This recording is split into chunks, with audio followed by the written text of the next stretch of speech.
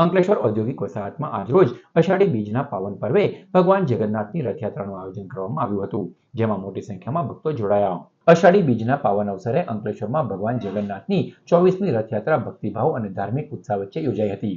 રાજ્યના જળ સંપત્તિ મંત્રી ઈશ્વરસિંહ પટેલે વિધિવત પૂજન અર્ચન કરીને રથયાત્રાને પ્રસ્થાન કરાવ્યું હતું.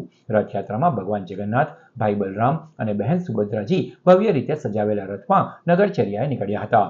સમગ્ર યાત્રામાં માર્ગ પર મોટી સંખ્યામાં ભાવિક ભક્તો ઉમટી પડ્યા હતા અને ભગવાનના દર્શનનો લાભ લીધો હતો.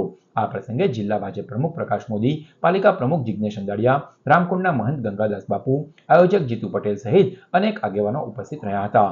રથયાત્રા શાંતિપૂર્ણ અને સુચારુ રીતે સંપન્ન થાય તેમજ કોઈ અનિચ્છનીય બનાવ ન બને તે માટે સમગ્ર યાત્રા માર્ગ પર ચુસ્ત પોલીસ બંદોબસ્ત ગોઠવવામાં આવ્યો હતો. જગન્નાથ ભગવાનની આ મંદિરે 1853માં રજીસ્ટ્રેશન કરવામાં આવ્યું હતું.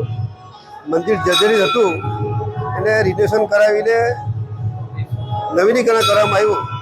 એના આજે 24મી રથયાત્રા આજે અહીંયા અંકલેશ્વર ખાતે નીકળી ત્યારે જગન્નાથ ભગવાન, વીરભદ્ર અને સુભદ્રા આ ભાઈ બહેન દ્વારા સમગ્ર વિસ્તારની અંદર આ રથયાત્રા નીકળી સમગ્ર જીવ સૃષ્ટિનું કલ્યાણ થાય એ મારે ત્યારે જગન્નાથ ભગવાનને પ્રાર્થના કરીએ કે અમારા સમગ્ર જીવ સૃષ્ટિ નું કલ્યાણ થાય એવી વિનંતી. શ્રી જગન્નાથ મંદિર અંકલેશ્વર ખાતેથી ભગવાન શ્રી જગન્નાથની 24મી રથયાત્રા હોશો ઉલ્લાસ સાથે મંદિરથી નીકળી છે.